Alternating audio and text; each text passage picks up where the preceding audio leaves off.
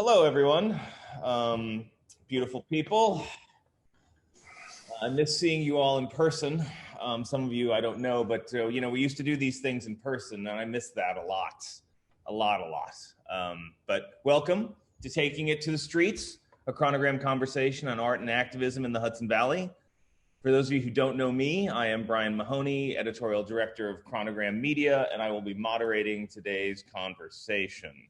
We've got an exciting program this afternoon and a wonderful panel, so I want to dive right in, but of course there's some housekeeping notes. Number one, please keep yourself on mute for the duration of the event. Mute means that the microphone on your computer is turned off and we can't hear your dog barking, the ping of incoming emails, your spouse doing the dishes, etc.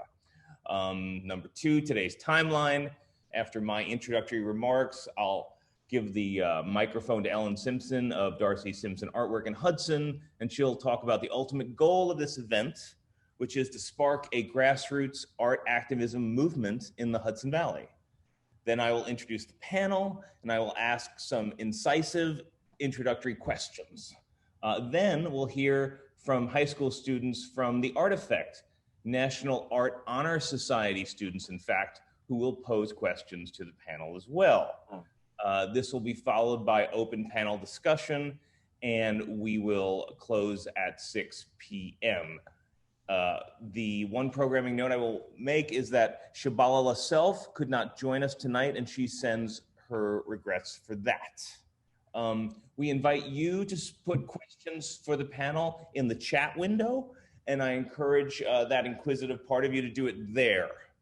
And so just keep yourself on mute so we can have an orderly conversation. That's a good spot if you want to make any comments, if you have any resources you'd like to share with the folks here. We will also be sending up an email following the event with all of the resources and anything else that's been in the chat window.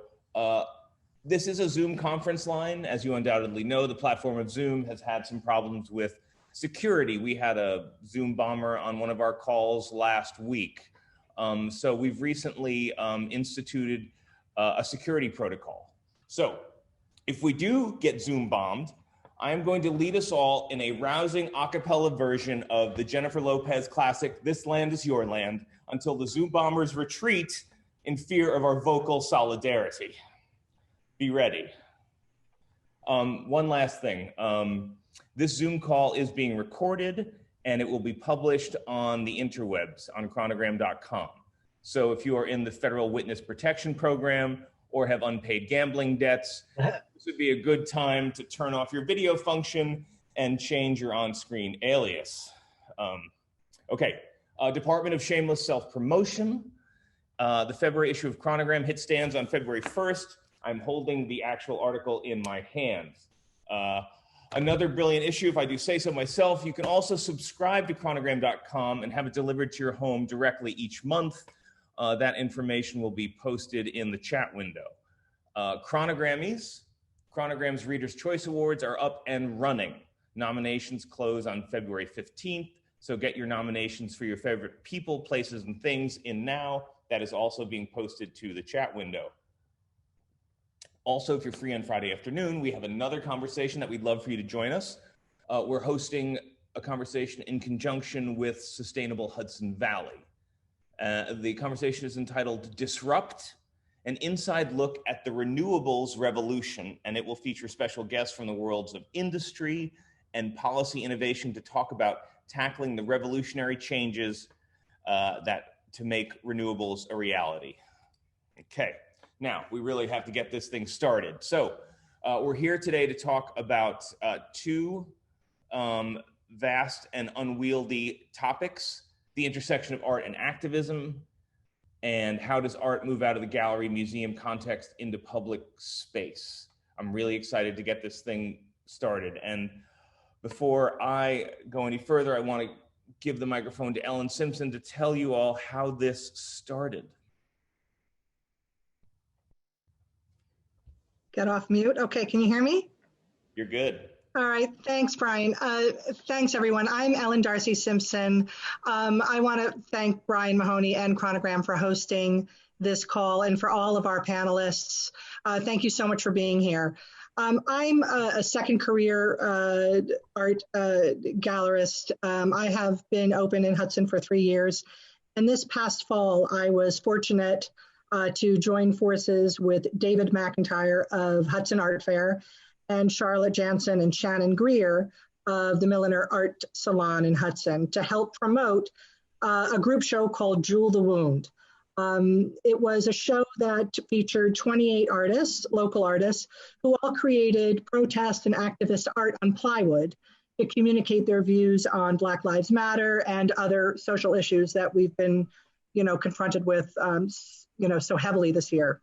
And the idea of the show was that the proceeds or some of the proceeds would be donated to local charities, and the gallery didn't take money. It was purely an activist art show. And it generated so much awareness and great support among the people that saw it.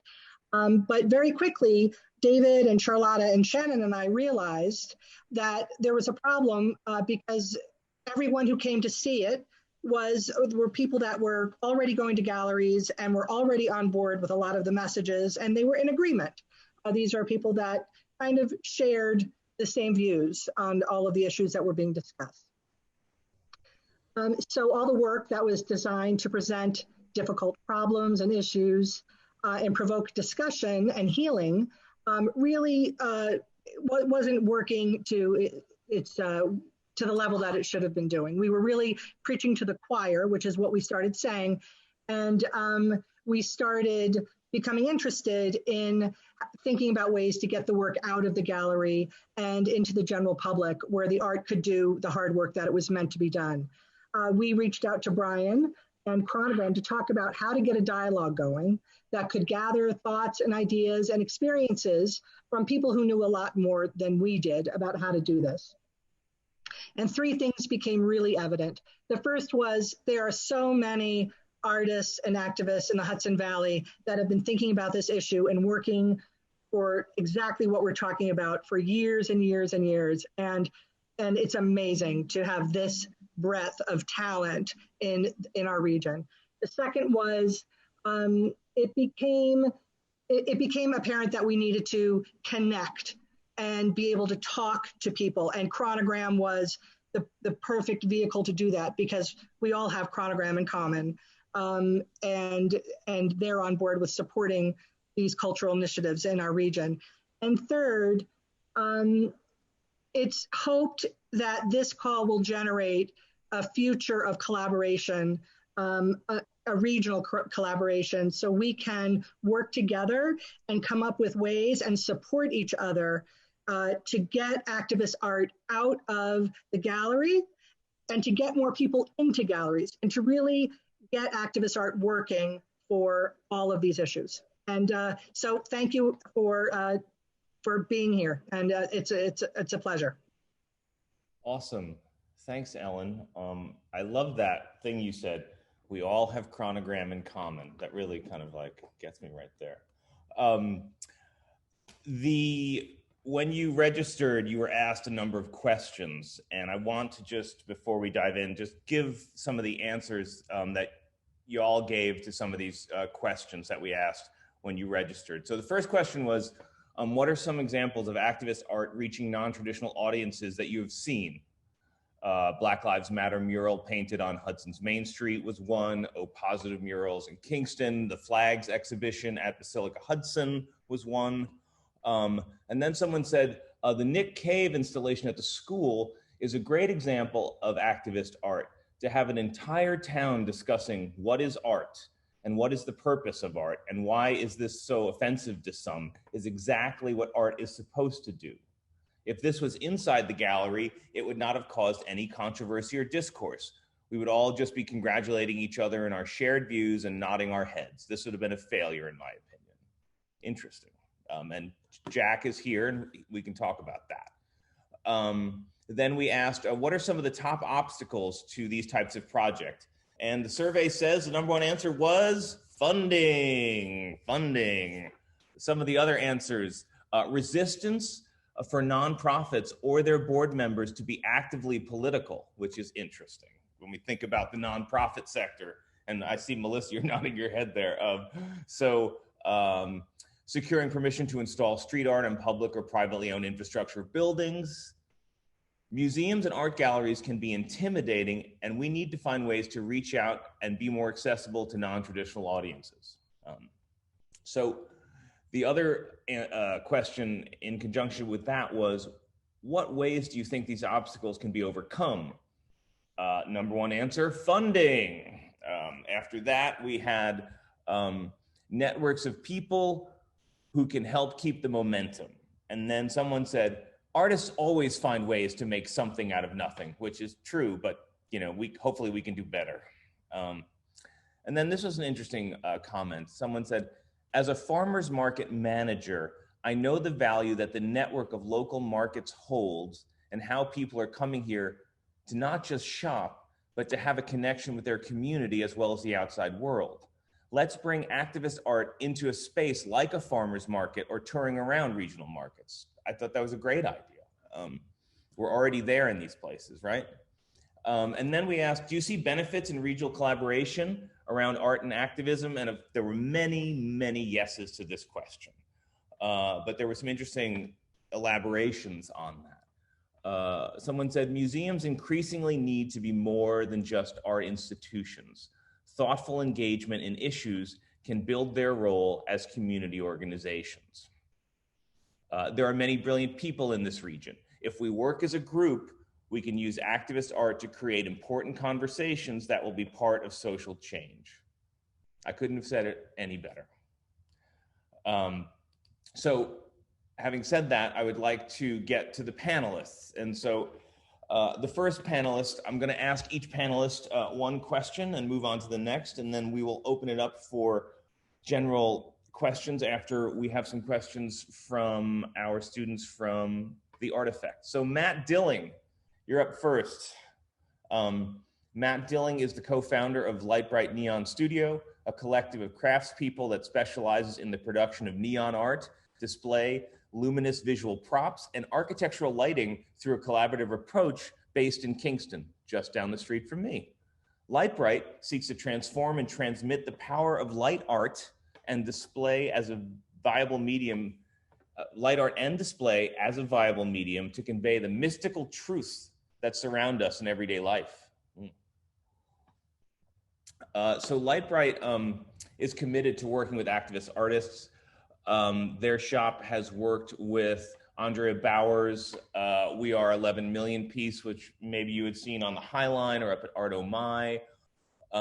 And Matt, so much of Lite Brite's work is intended for the public sphere, often in non-traditional art spaces. How does creating artwork for these non-traditional art spaces affect your practice? Thanks for the question, Brian. Since you had asked that earlier, I've been thinking about the best way to respond to that, and just want to start by acknowledging I tend to be more in the fabricator role. So that question, I feel like sometimes goes to the people who are more out in front of the work that we do. But it did bring up for me, there's a story about some Confucian students who had heard about a Taoist teacher up in a cave that was somewhat non-conventional, and they went and wanted to go visit this teacher and found that the teacher was sitting naked inside this hut. And they asked the teacher, "What are you doing sitting naked inside this hut?" To which the teacher responded that the earth was their hut and the hut was their pants, and asked the people what they were doing in his pants. I feel like a lot of the work we do, because our studio bridges commercial and fine art, we're often aware very much of the way context informs and maybe transforms the creative process for the artists we work with, and changes the dialogue depending on the context. But I think both from what's coming up in the comment section and what kind of instigated this is that there's a desire, I think, on a lot of people's approach to this question to look at like, what's the context of the work?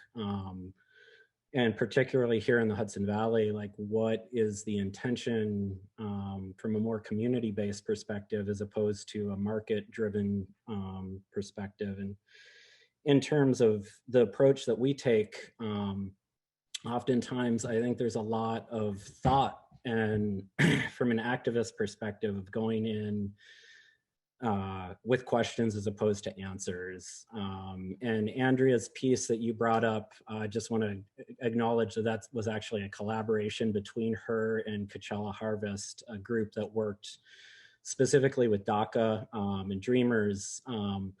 And Andrea actually posed the question to them when she was approached by the Highline to do that piece, which was, what was the message that you would like to present? And it was this idea that, you know, it was a New York Times headline today about there's 11 million undocumented workers here, that the visibility of that was really important.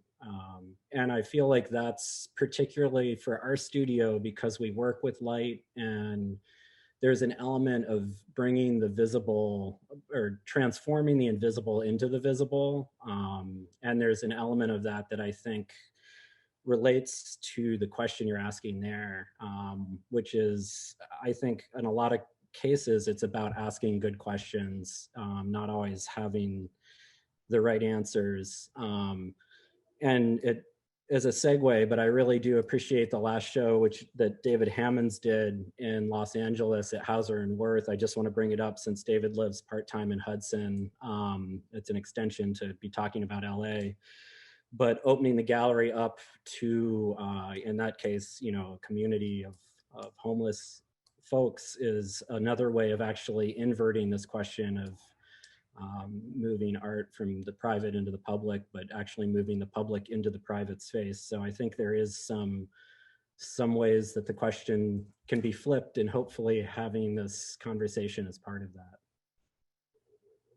That's, I think, Matt, just to underscore what you said there, you know, questions, not answers. I think that's a great kind of lens for that. So that's powerful.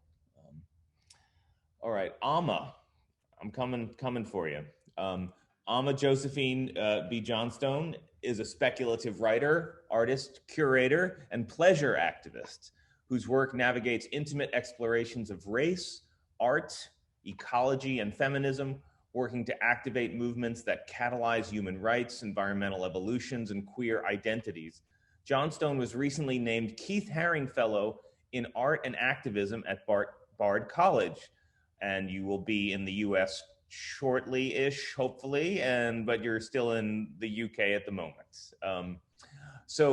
Amma, there is an idea that there's an art of the gallery space and that there's an art of the streets. Is that a false binary? Is there a different way that we should be structuring our thinking rather than having these opposing forces? Yeah, hi everyone. I am coming in from London, so I'm 5 hours ahead, and will hopefully be 5 hours behind with all of you soon. I've been really thinking about this question since it kind of came up, and when I got the invitation and saw the title of the panel, I was really kind of trying to challenge, you know, what is to say that the streets are not in the gallery, and the gallery kind of is not in the streets, and is it only a gallery if it's 4 white walls in a funded space with a white curator? Does that demark a gallery in a gentrifying area? So I've really been kind of trying to think quite a lot about what this means and what this looks like, and there's the kind of obvious answer, I suppose, is there's a material reality to that binary. There is a set of kind of precarity that exists outside of institutional spaces, and I think institutions is a useful word to think about rather than galleries, because I think you know, brick walls can be galleries, train stations can be galleries, subway carts can be galleries, but kind of funded institutional spaces that are either public or private obviously come with certain kinds of institutional care and support. And so that's kind of, obviously it's important to acknowledge that the material privileges and hierarchies of those institutional spaces. But it's also important to remember that those kind of political and social structures that we live in are constructed and that there are also existences outside of those constructions, because we could dismantle them and put the world together differently. And if we put the world together differently, would we have a distinction between the gallery space and the streets? So I think there's like kind of various answers to whether or not that's a false binary. I think it's a useful binary if you're making it work for you, if you're challenging who gets to be in this gallery and who doesn't, and where the money's coming from, and you know, where the money's going and who gets to decide that. I think it's not a useful binary if it's accompanied by a kind of valorizing a valorizing structure in which art in the gallery is good, is worthy, is high art, and art outside of the gallery isn't. And that becomes an unhelpful and false binary, because as we all know, there's lots of not great art in galleries as well as amazing art outside of galleries. True. Okay, that's great. We'll be certainly coming back around to that, which leads me to Melissa. Hello. Melissa Aufjamar is a musician, and with Tony Stone founded Basilica Hudson, a nonprofit multidisciplinary arts center in Hudson, supporting the creation, production, and presentation of independent and innovative arts and culture while fostering sustainable community.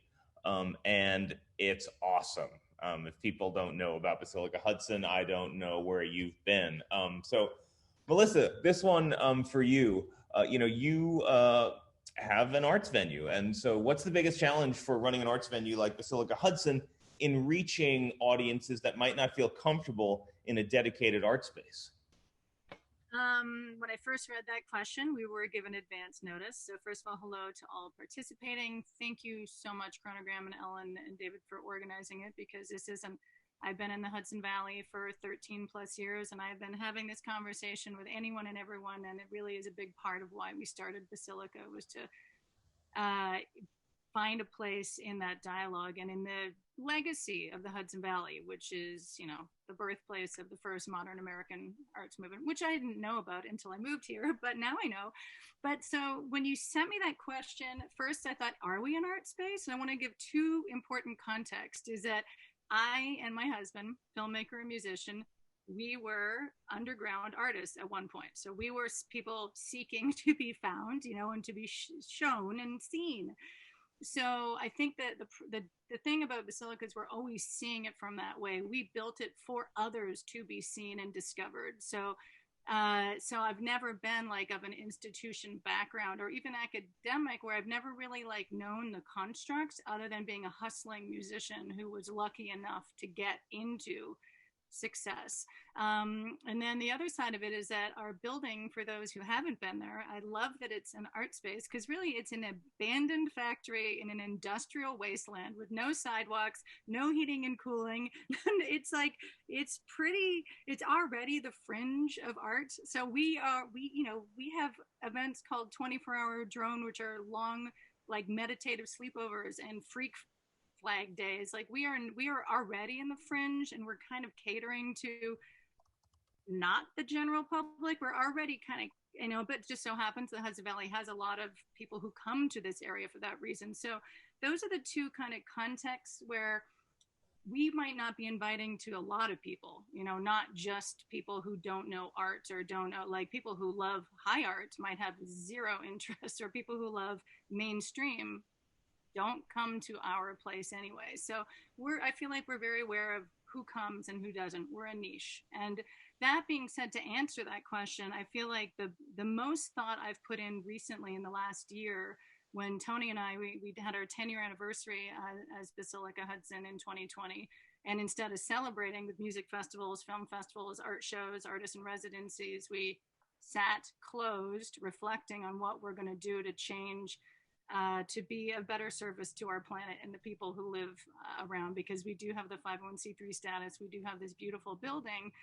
So we had already known as parents that climate crisis is the number one unifier and threat to everyone.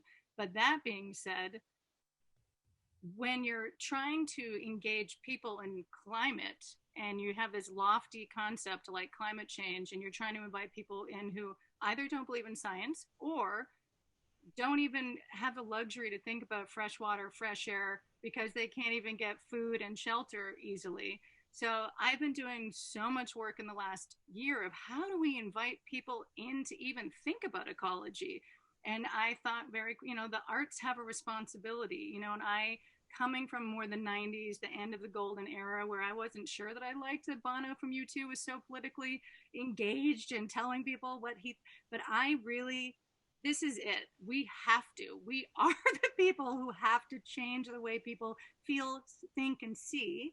And without getting into like big, but it's the other background behind Basilica, is I'm born and raised in Montreal, and without like talking super socialist ethos, which is what I come from, is that this is a system, establishment, society problem that we are talking about in the Hudson Valley. I'm not claiming that I can bring Canada to the United States, but in Montreal, where I grew up in a multi ethnic, there was no more white than there was of color in my neighborhood, and art was for everyone, and the government of Canada treats it like a social service. So when you have an environment, and that is, I've always said, I'm not saying that Canada is perfect, okay? Pipelines suck, there's lots of problems everywhere, but in my, what we're looking at is a system problem, and because we're not going to expect Harrison Biden to change everything overnight, we have to do it in our neighborhoods. So our neighborhoods, and that's where Basilica, with the pandemic, the post-truth, all the disasters, climate change have come. Art centers were already trying to be a glue. Now we have to quadruple our efforts. Every single one of us that has a platform, a place, take on your neighborhood, figure out really what we've been trying to do the most this year is figure out private-public partnerships. We need to help our local municipalities. We need to figure out the real source. What do they need? I'm trying to help the city of Hudson figure out what we can just be of service to become a climate smart community. So there can be incentives for municipalities to get new light bulbs, whatever. But we're working on like a dream of a workforce training program in green trades and just construction trades in general to counterbalance the tourism and the hospitality industry that Hudson Valley depends upon. So it's really our neighborhoods, and that we don't only have to act as artists, but just as citizens. It's just a basic society thing. We must be engaged, care about our neighbors as the oldest, and we're none of us, and it doesn't happen overnight. So, and I'm humbled that in my 10 years of working in Hudson, I still feel like I don't know enough of how to help and be the connector. So I just am happy for this. And I believe the Hudson Valley region has the opportunity, and especially with New York State leading with some of the most progressive agendas, we can be the movement of any social hopeful movement. So thank you for starting an ongoing dialogue, and we're part of every one of them anytime. Yeah, and again, you bring up questions. We're asking questions. We don't have the answers per se, but we're asking questions, right? And so hopefully as a group in our efforts, we can get closer to answers together in collaboration. So that's awesome. Jean-Marc Superville-Sovac, there you are.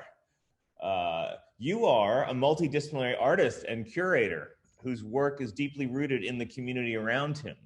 And my question for you is about your Ahistorical Landscape series, which uses 19th, and I just want to say that if you all haven't seen this, you should look this up. It's on Jean-Marc's website, and they're wonderful. They're 19th century landscape engravings, typical of the Hudson River School, which have had added to them contemporary images of slaves from publications like Abolitionist Tracts.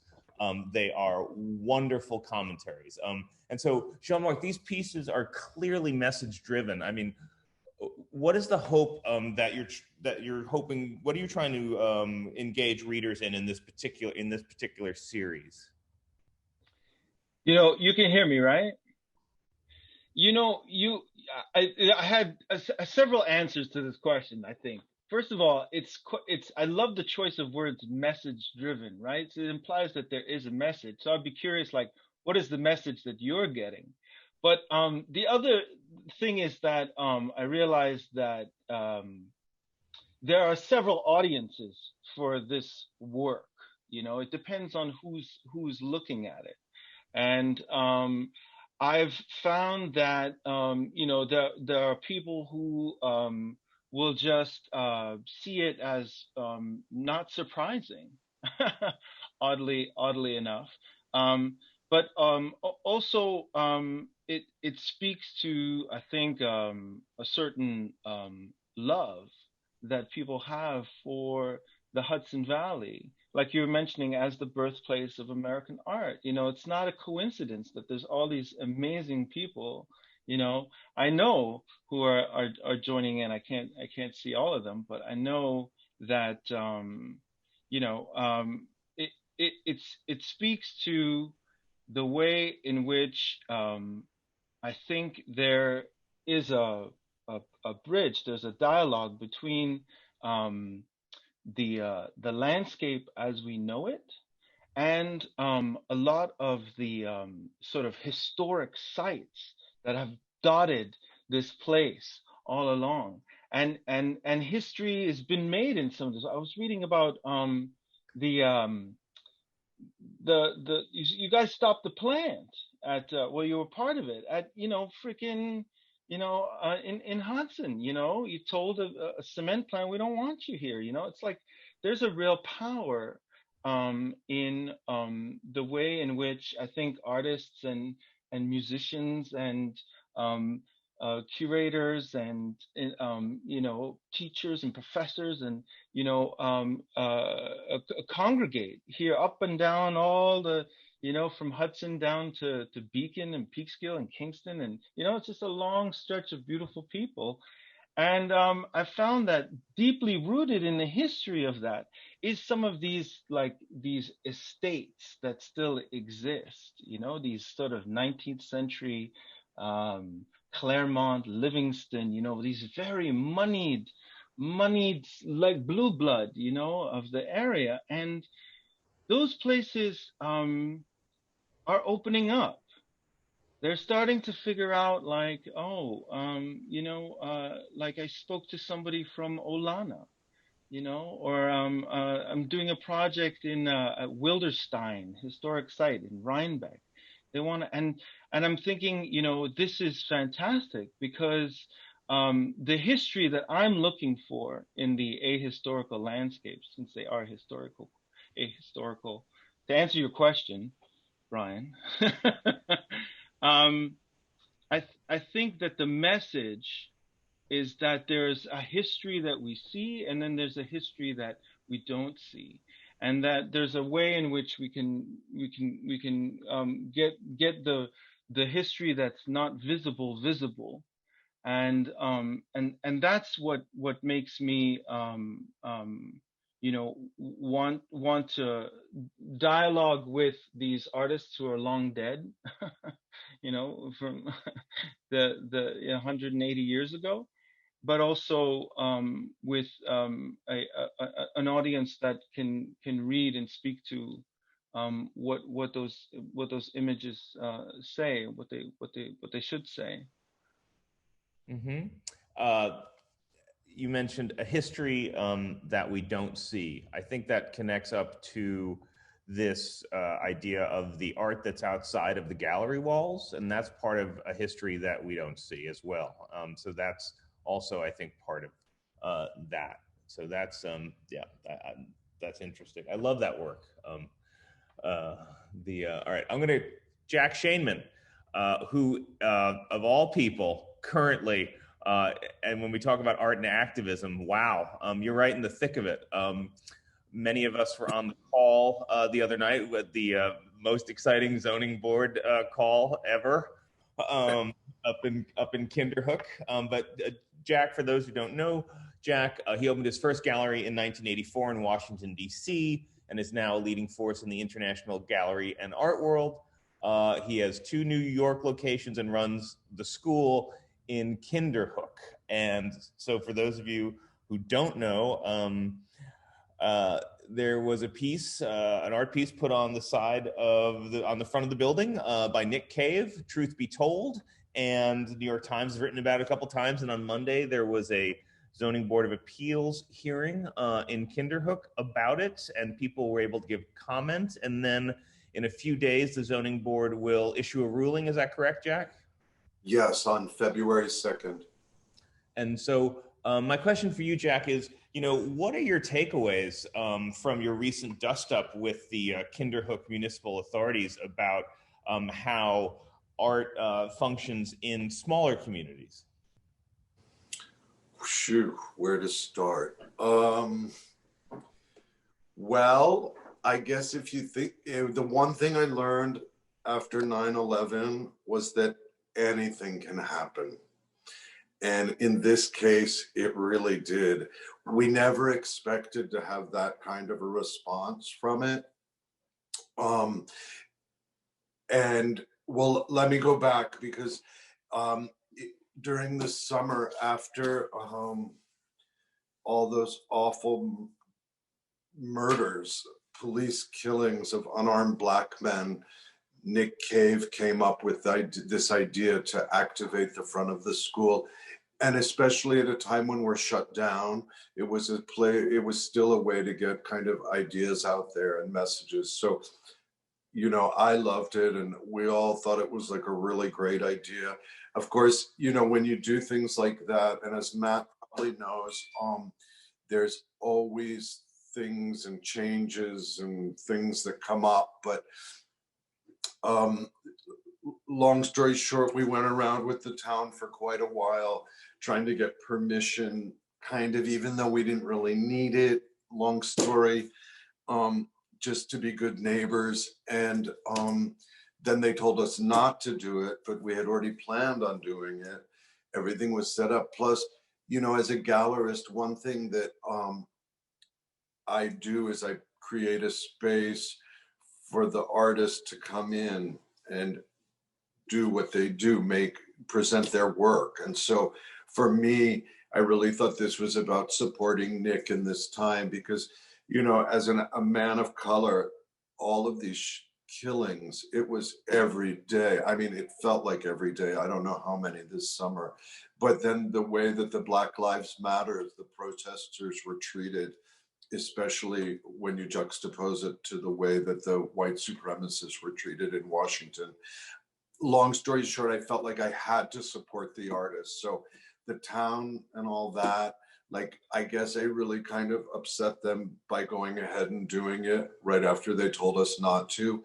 But I felt like I really had to, because I have to, believe and support the artists. I really believe Nick is such an extraordinary artist, and I'm so fortunate to work with him and many other artists. So, it was really about supporting him and never imagining that this whole issue would get to such a level.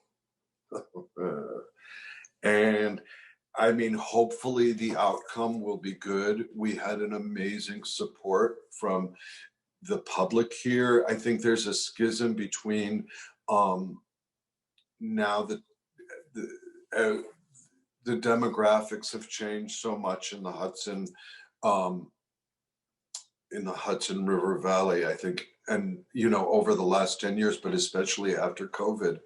And here we are in a fight with the town, and it felt, there were a lot. I kept asking myself, why are we going? What is the why? Every day, every week, every meeting, because there were probably 5 before that. Anyways, I don't want to go too long, but the thing ends up being kind of like a microaggression or something that you feel you have to stand behind. And so it took all that. I mean, it took an amazing, when you bring up the idea of funding, I was so fortunate because I have my staff in New York and the staff at the school, and, we had the resources to fight it. But, it gets to be really, I'm thankful Carlos and I every day, we're so lucky we can fight this and push this. But when this happens, it takes a village. It really does. And I appreciate everybody's support with it. And so does Nick as well. Yeah, this is an interesting fight battle that's going on in one small community, and it's been fascinating to watch it play out over time. And I think we'll have other questions that come back to that. But right now, I want to get to our artifact students. And Amya, you posted something in the chat. Would you like to pipe up and address the group with that? Yes, and also you pronounce my name as Amaya. Amaya. Yeah. My apologies. Hi, Amaya. How are you? I'm good. And the question I believe you're talking about is when I asked, why do galleries seem to be the end-all, be-all for art? Like, usually when you hear the term galleries, a lot of people believe that galleries is like the final line for you to be a great artist. You have to be able to get into gallery if you want to succeed in anything. And as someone who's still very young and wants to pursue art in the future as my career, I hear that message a lot. And as someone who doesn't want to go into a gallery but still make great works that people can talk about, someone who isn't necessarily a painter or a sculptor but still has a voice to be told and to be that, and who wants people to hear it, it comes down to why does it have to be seen as I need to be in it, as in a gallery, for me to be able to be successful? Why does my work always have to be compared to gallery work? Why is it that I can't ever hear the stories about people who make really great graffiti art or people who make art online?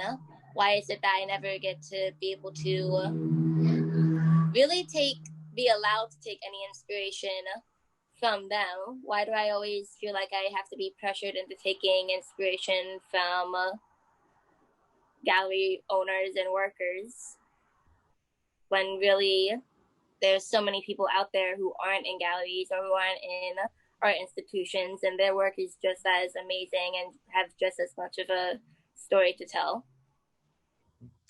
That's a great question. I'll open it up to the panel. Panel, what are your thoughts? Thanks.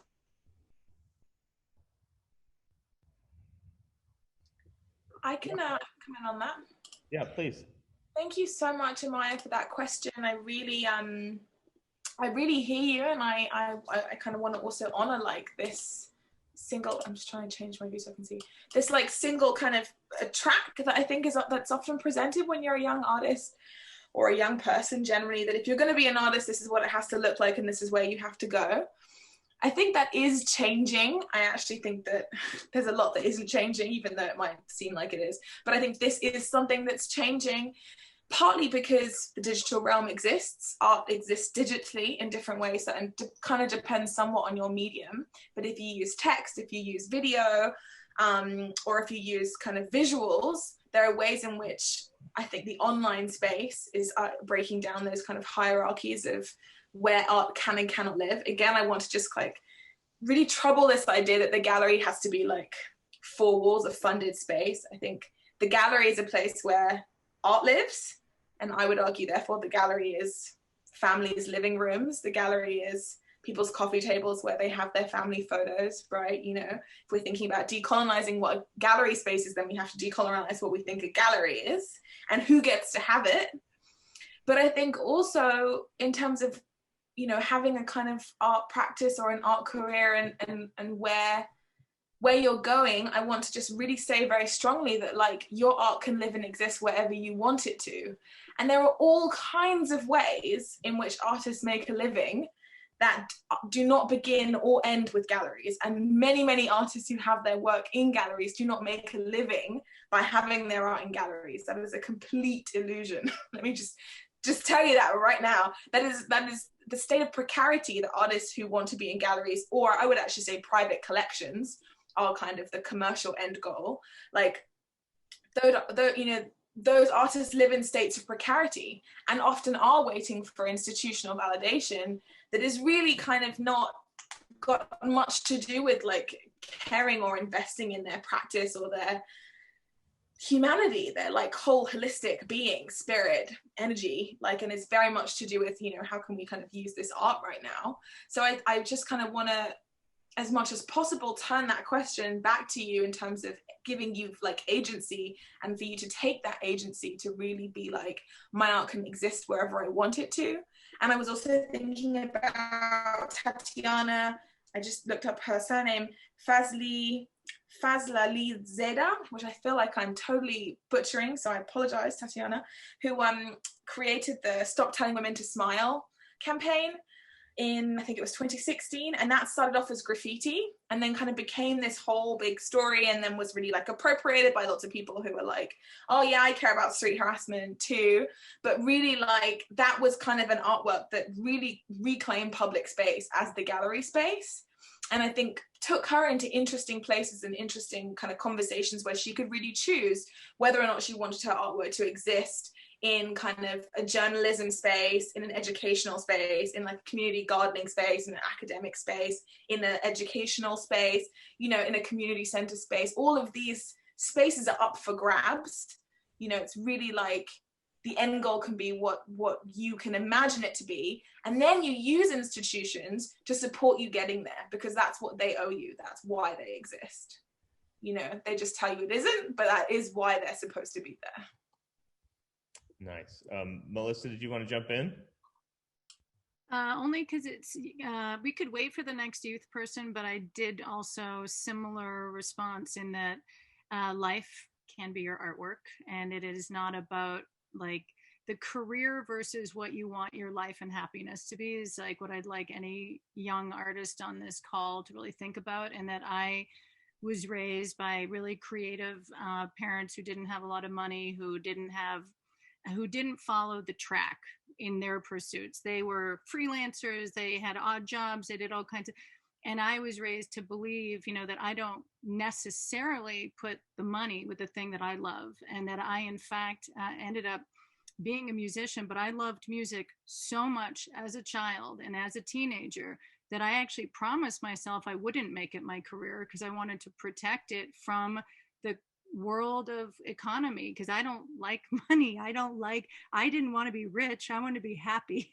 So I had at a very young age, maybe around 19, had said, I'd rather protect the love of my art of music and go find a way to make a living some other way. Because making a living is different than, you know, art, or it's just some way to think about your future ahead. Is that, yes, unfortunately we all have to work for economy reasons, but to put your art in a sacred place that doesn't necessarily focus on success in any normal traditional ways, or galleries, certainly not.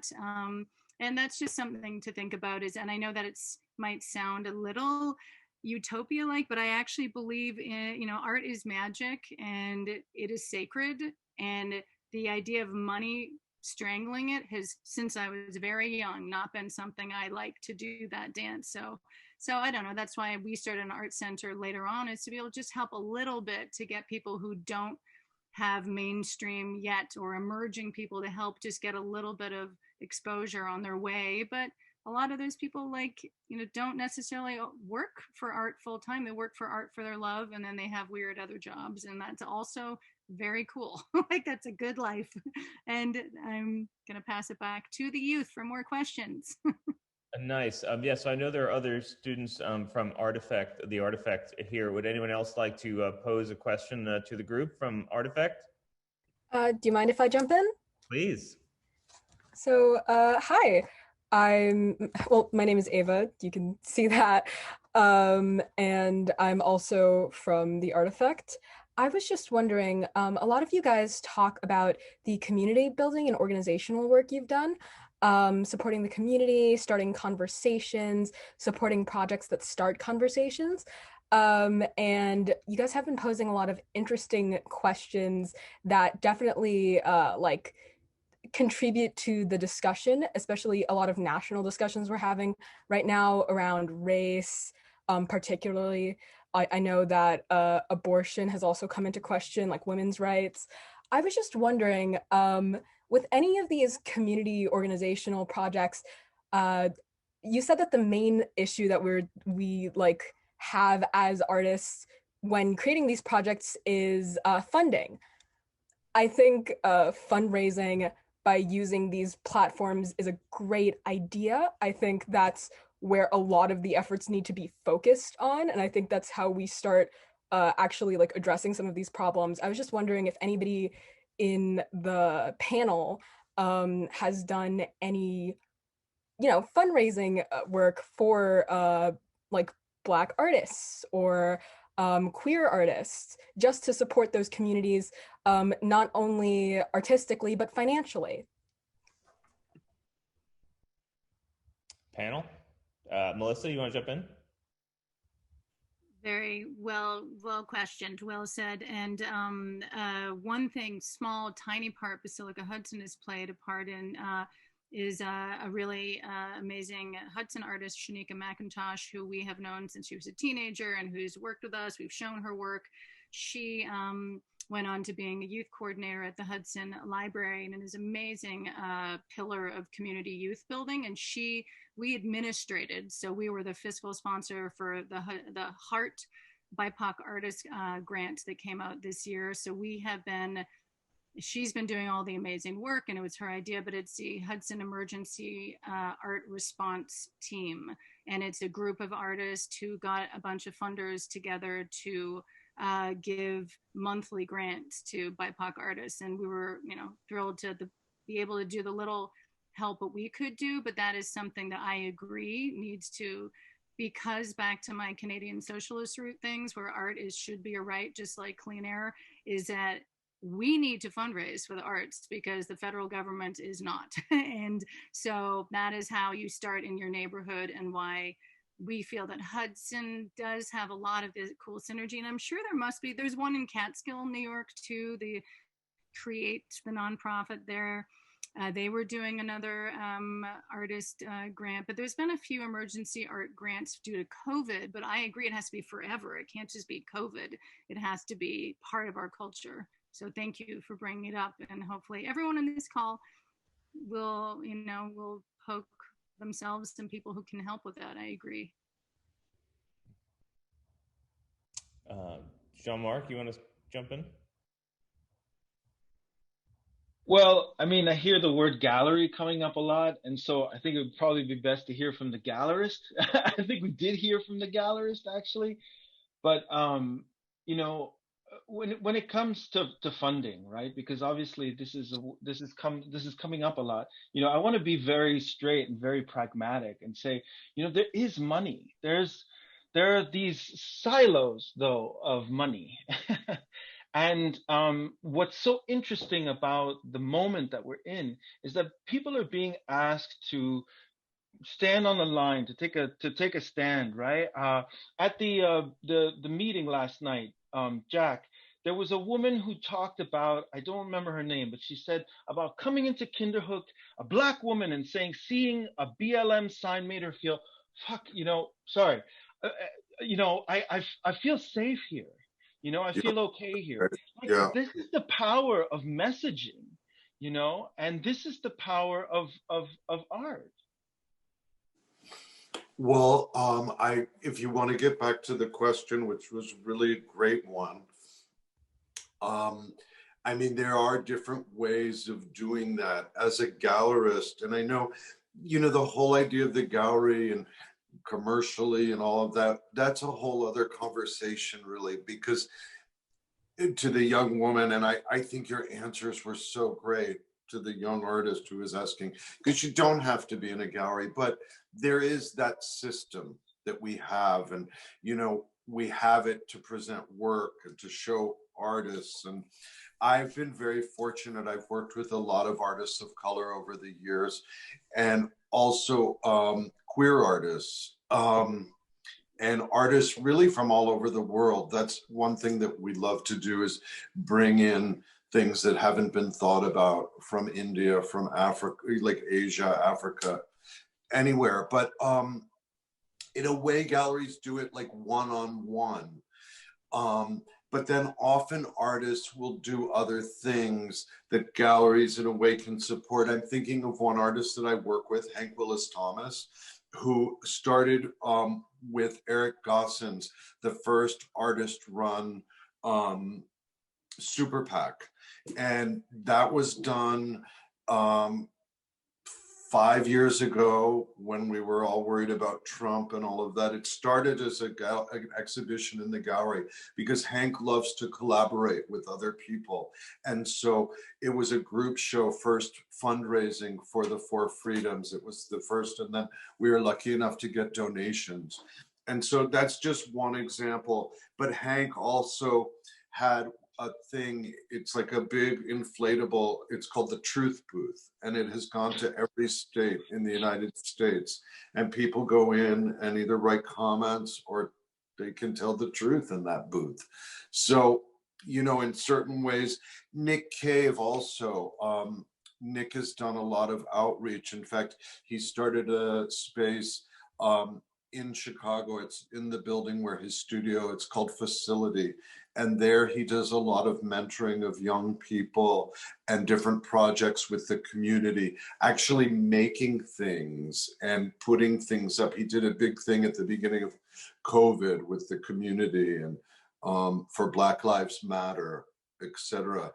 So sometimes I think that instead of this big picture, like what I end up doing is support artists that are hopefully making that have a significant voice. A lot of times, so that's building up. It takes years and years for your voice sometimes to be heard. And so these other platforms, you know, on the internet or whatever, young artists can get a lot of visibility in that way as well. And that's all I have to. If anybody has a further question, that's all I have to say, really. Right. No, that's great. And just we'll have one last question here. I see Jason Stafford, you posted a question into the chat. Would you like to pose it directly to the group? Yeah, sure. I was just wondering, like, if you're trying to get into a gallery that has like a specific like subject to it, if it can get turned down for being like too political or too if you're making a statement about something, if it's too like risky or something. And like if you're submitting for galleries, like where you can get funding from. Should I take that question? Yeah, Jack, go ahead. Because, well, you first of all can't make your work to try to get it into a gallery, because I think it has to be kind of the other way around. But it's also about, as an artist, doing some homework and finding out where maybe your message would be most well received, you know, from other exhibitions that they might do or other artists that they work with. But I don't think too strong is ever bad in an artwork. It might not get hung in a corporate office, but, you know, everybody, if you have ideas and you can create something, the stronger the better, I say, personally. And then it's about finding the right people. Like, if it's about kind of looking, you have to familiarize yourself a little bit with what kind of art is shown where, maybe. Brian, can I say a word? Can you hear me? Sorry, I was coming in there. No? Yes? You can hear me. Sorry, can I just jump in? I wanted to say something here also, kind of to both Jason and Ava's points, which is, thank you for those questions, which is that I think, first of all, bluntly, yes, there are absolutely galleries that won't take your work if they deem it to be too political. That is true. There's a question about whether or not you'd want to be shown in those galleries, which I think, you know, Jack was also kind of pointing on, although I want to acknowledge that that's not always a choice that everybody has. Some people have one gallery or a small gallery, or they get one shot and they feel like it's one shot. We do still live in like very much of a scarcity economy. Not everyone has the choice to like move from gallery to gallery. You know, not everyone's kind of got everyone knocking down their doors. But it can also be the other way around. And I say this to kind of all the young Black artists that I work with and that I mentor particularly, and young artists of color, which is that there are also galleries that will take your art because it's political and because they want to tokenize you and your practice. And that's really, really important to kind of emphasize now in this particular moment where, I mean, I'm obviously most versed in the British and European context, but certainly over here, kind of mainstream art galleries can't get funding and can't remain relevant if they're not programming Black and of color artists. So that means that institutionally, they're still predominantly white curated, white produced spaces that often have very problematic racial and colonial histories that are inviting in lots of young artists of color because this is kind of the new trendy thing to do. And, whilst there absolutely is money and there absolutely are endless, opportunities, that is true, some of those opportunities and some of that money comes at a compromising cost. And that's the world in part, that's the world that we live in. And I'd say that's the world that we're kind of fighting to change. But I think that it's really important to be aware of that and to know what it is that you're giving. Because I've also worked with artists and have seen, young artists of color go into gallery spaces because it's a great opportunity and it's lots of exposure and it's going to make their career. And the kind of dialogues that happen around that work and the way the work is presented and is cared for and the way the artist is treated are extremely tokenizing and compromising. And it's a brutal experience of violence often to be an artist of color in white gallery spaces. So these are things that also need to be considered when you're negotiating or speaking to galleries. What are the terms that you're willing to give that gallery your work that are going to make you feel empowered and safe, that are going to make you feel like you're on equal territory, that you have a right to be there and the gallery's really lucky to have your work, and not that you're so lucky to be there. So I think these are also power dynamics that are really tricky to negotiate when you're just starting out. And I really, really encourage you to kind of build your networks, get your mentors, speak to and reach out to other artists who are working, who are in your community, who are from your community, because there are people and networks who are kind of also willing to mentor you and have your back and help to negotiate some of those difficult dynamics around power and money and exposure.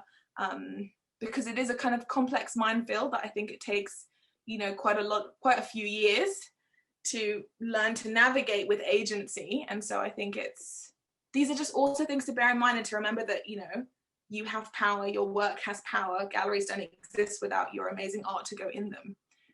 That's something that's really important to remember.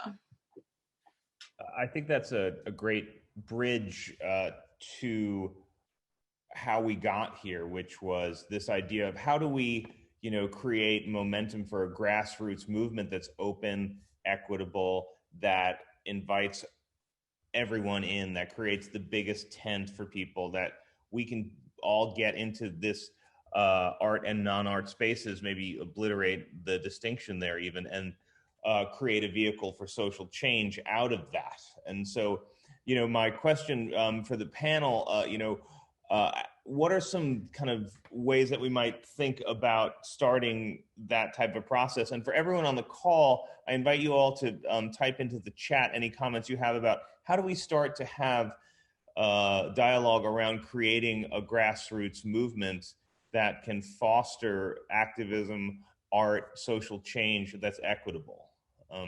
And so for the panel, I'm opening it up to you guys if you have comments to share about that in particular. Brian? Oh, Bayat. Hello, Bayat. How are you? I'm good. I wanted to go back to the sense of how the structure of the galleries kind of began, especially in New York. I went to Soho in the early 70s and as an artist, and then I ended up working for a major gallery there.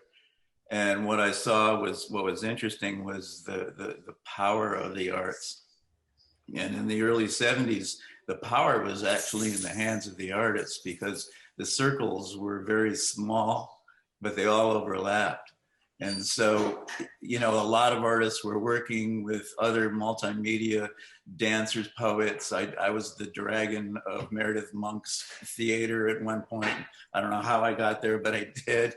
But when it came to the point when money started coming into Soho and coming into the galleries and the value of art increased radically, the communication between artists stopped. I mean, almost literally stopped in the early 80s. And it was a really odd thing to see. But I mean, just moving on, COVID has changed our lives so much, but I think what it's actually done is now brought us back together again via visual means. I mean, we're experiencing it right now. And I'm noticing, I'm doing a film on the Hudson River Valley Arts, and of all the people that I've interviewed, you know, and they were mostly museums or gallerists, you know, they're all presenting Zoom performances, Zoom music, Zoom collaborations like this. You know, like T-Space is doing it now all the time. Thomas Cole is, Frederick Church is as an institution. You know, they're all starting to get out there on a digital level, and I think that's a blessing. It's just how does one actually focus on it and bring it to a brighter place? And it has to come through galleries. I think we're focusing on galleries way too much. Because they're living on an economical basis, and you know, their reach to the outward arena is because they're noticing there is an outward arena now that's focusing back on them. So then they're having to do something about it because they had to close their galleries. So that's the interesting place where I can see things really to take place. Nice. Yeah, I think you're right there. Which kind of the gallery is you know, part of this questioning that we're doing here. How much is that part of the process? Speaking about the grassroots, growing a grassroots movement, Matt, you wanted to jump in on that? I did. I wanted to address actually a few things going back to what Amaya had brought up that I feel are important. And part of it's like who controls the narrative, and particularly with the younger students on the call, I think it's challenging to see that who controls the narrative is changing, but there's work being done right now by a group called Monument Lab that's really looking at the way monuments and narrative are presented, and definitely within the context of art, and in the context of this conversation too. I feel like there are ways that everybody on this call can empower themselves within that narrative. Somebody in the comment session recently, Lydia, had said about establish a percentage for art fund. And I just want to bring that up because that's actually a really great way of changing the narrative. One of the projects we're working on right now for Andrea Bowers is going at the San Francisco airport. Terminal 1's been renamed the Harvey Milk Terminal. And we're working with Harvey's relatives and friends to come up with quotes from Harvey that will all go up there. And this is all stuff that exists, but has not been shared in the public sphere. And I think there's a lot of ways that what people can be bringing to this and bringing to the conversation is what do you do with your power? Where do you share your visual information? Where do you go to? What are the sources of creativity that you're tapping into? And establishing that within a community seems really, really powerful. When I first landed here in Kingston, and I've only been here a couple of years, my neighbor who was cleaning up the street came over and said, "Oh, I see you guys fabricate work." It turned out he was one of the original Kids of Survival with Tim Rollins. And he's a great artist, Jose Carlos, and we've had a lot of great interactions with him. But there's a lot of ways that the narrative changes over time depending on who's controlling it. And I think that's something that Brian, like you guys with the Chronogram and doing this can really speak to. So I just wanted to bring that up. Yeah, and thanks. And and part of this for me is like, I don't want the Chronogram to control this, right? I want to create a grassroots movement so that we can have this organic growth here that can steer itself in some way. But anybody else on the panel? Melissa, I'm curious to hear your feedback on this about how do we connect groups like in Hudson, in Beacon, in Kingston, in Newburgh, because we're all siloed in our own communities in a way, just because that's where we live and work. Yeah, I think about it all the time. I mean, when I moved to the region, I was also trying to understand the capital region next to the Hudson Valley region. I really think that Albany and Troy, really, in my opinion, are like the center of urban. So I kind of look south and north, so I think I have been at Basilica trying to figure out that network. And even I really liked that I took note here, Public Art Fund, and like even that idea of every organization, including arts organizations, especially nonprofits, but all, even bars and restaurants, the problem is that those who have establishments have day-to-day mom and pop, like in our case, but we've been trying to grow, struggles to even just, make it work every day. And so like my idealism goes to, that's right, we should be starting these like big regional funds and work together. But the amount of organization has always seemed daunting, and the bigger, the more responsibility, or the stronger your organization is, the more responsibility you can take on. So for example, I'm looking at this call, taking notes of what we could do. We administered the Hudson BIPOC Artists Fund, but what if we could maybe take a moment and actually be the one to hub the Public Art Fund? Like, that's how I'm personally thinking and working. Is what's one more thing we could take on? And so the question about how to unify, obviously media, social media, Zoom, Chronogram, you guys are doing it, but regional living is really different than urban living. I grew up in a city. I have been struggling in the region. I feel like people in England understand regional living more than, it's like, it's not just rural and urban, it's regional. There's this thing where you have 5 cool little cities and you go between them and you drive 45 minutes and you don't see each other at the coffee shop every day or in your neighborhood. It's a very unique, I love it for that reason, but it is a mysterious ecosystem organism that I haven't quite figured out other than this, and that we walk away from a group conversation like this and try to do a better job as citizens and try to keep this dialogue happening with our immediate partners. So when I speak to our other nonprofits or our other Hudson allies, I will bring this conversation there. And this all of us, back to the preaching to the choir, most of us are people who care, who want to do good work, whether you're making art or sharing art. So we're all here. It's really, a lot of it is infrastructure, whether it's like Chronogram or the city you live in or the state funding or a nonprofit that can take on a new fund to try to make sure that like Ava could get a grant to make something in the public park.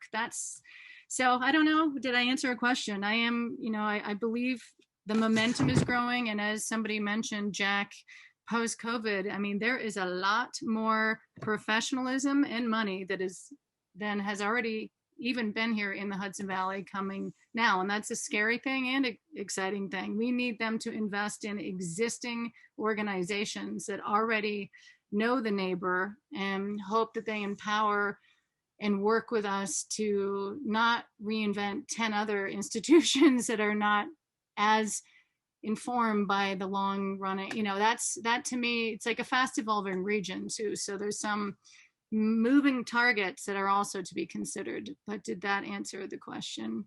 Well, I think we're posing a lot of questions here. Amma, did you want to jump in? Yeah, I was just thinking about that, and I think there's something in it too that's like another question for me, which is about sustainability beyond the individual, because lots of kind of movements that I've seen, that I've been part of, really like exists because one or two people are like, this has to happen, and they're the people who show up an hour early, and they're the people who make sure there's food and there's childcare, and then they're no longer able to do it, or they move away, or their circumstances change, and the movement kind of dies. So I suppose I'm interested in ways that kind of, I mean, I would say like a decolonial or anti-systemic like approach to funding or approach to like employment and who gets shown can be sustainable. How can we institute it is something I'm thinking a lot about. And there was a great point here about kind of connecting missions. So there's something in here around like you can't do it on your own, and that like individualistic model, it's just like we know it doesn't work and we keep doing it because we're overwhelmed and we're like, I just have to do it now, I have 10 minutes, you know. And I think it doesn't work. We have to do it in conversation with our communities. We have to do it slowly so that we can do it right and not rush to do it in a reactionary way that doesn't have the right people around the table.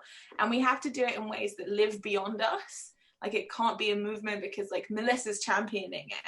It has to be like a movement because there's an infrastructure that like Melissa has been a part of setting up that, you know, has a lot of other actors in it, which is now sustainable beyond the individuals. And I think that it's also about kind of removing this idea that one person has to figure it out by themselves.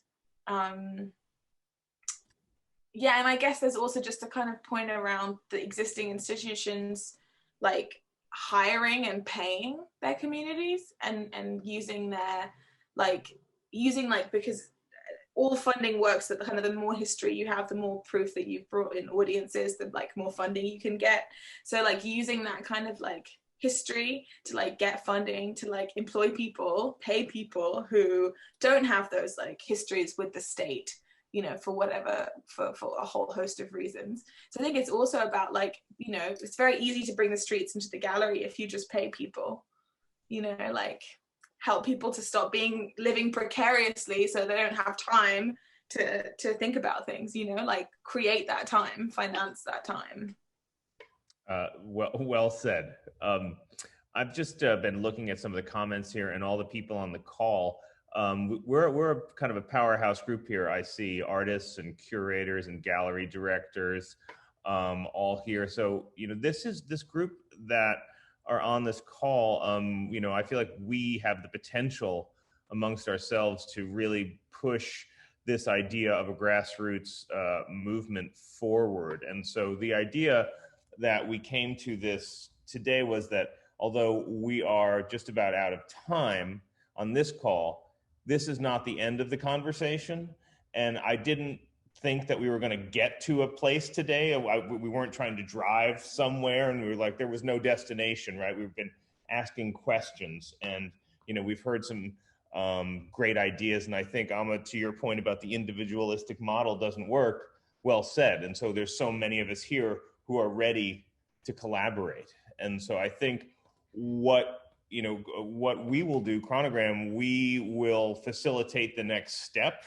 We will send out, you know, we know where you all live now because you've signed up via email. So we live in our email. So we're going to find you, we're going to message you, and we're going to try and take this to the next step and open up the conversation. And I'm sorry, there were so many people here who I would love to have had them weigh in. Just logistically, this format just doesn't do that. So I see you out there. I really wish we could have gotten more voices involved today, but I hope that in the next iteration of this, we can get really a lot more voices involved here and really kind of harness all of this energy that I feel has been unleashed here. So with that, I just want to say thanks to our panelists.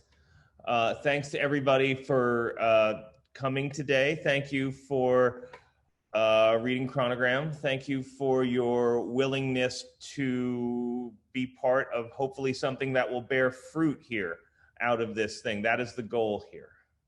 So yeah, I think that's it. So thanks everybody. And thank you, Brian. I would like to point out the beauty of the fact that, you know, we have, you know,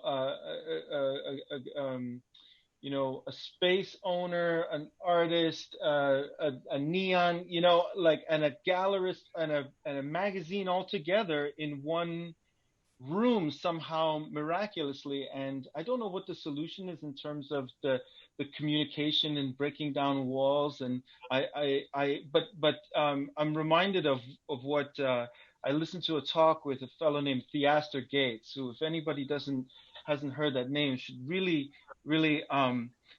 hear what he says about the way artists are not wealthy, but artists have access to wealth. And it's an interesting way in which, you know, the way in which agency, in which people have done things. A lot of galleries are, you know, former artists, gallery owners. People are just if they can't find the thing they want, they just go ahead and they make it and they do it. And the only idea that comes to mind is I heard that Thomas Cole had a boat. He rented a boat. And he had his paintings hanging in the boats. He had a total captive audience, and they would go up and down, you know, from, you know, Albany and whatever. So maybe we just need to invest in boat travel. That's that'll be my pitch for the night. There is one boat that's been that the Kaplan Foundation, there has, you know, the SS Columbia, a gigantic boat, and they met with art people like us 5 years ago when they started that restoration. The idea was have them captive between New York City and Albany and have these day-long expeditions. And I wanted to thank Chronogram, but also Brian, you will follow up, right? Everyone who's on this call and all the 200 people who signed out to send, seeing all these amazing teacher artists looking to be trained to work in schools, because I meant to say over and over, we need art in schools. This is like a big issue. And I know that Art OMI in Columbia County does some work with public schools. So there's so many categories, and I also think for those of you in the call that are Hudson, which I guess is really just alliances in your immediate town. Make a little art activism alliance so that there's more than just the one person. Have an email thing going so that the one person, you know, the group in Kingston can be in touch with the group in Hudson, and we don't. That's I've been thinking about alliances for the last many months, and I think that's one like social way to construct it so there's more than one person or one institution doing it. But that is it. We are so grateful. Thank you to those who listened. Yes. Thank you, everyone, and have a nice evening. But by the way, I think Pete Seeger came up with the boat idea too. It just occurred to me. All right. Thank you so much, Brian. Thank you. Land is your land. Yeah. Okay. Bye, everybody.